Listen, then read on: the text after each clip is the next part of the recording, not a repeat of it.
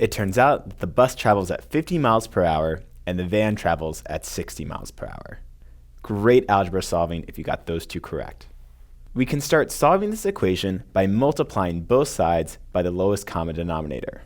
That would be x times x minus 10. We're really just cross-multiplying, so we get 200x equal to 240 times x minus 10.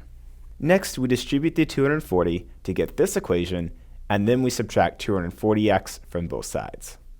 This leads us to this equation, which we can then use to solve for x. We just divide both sides by negative 40.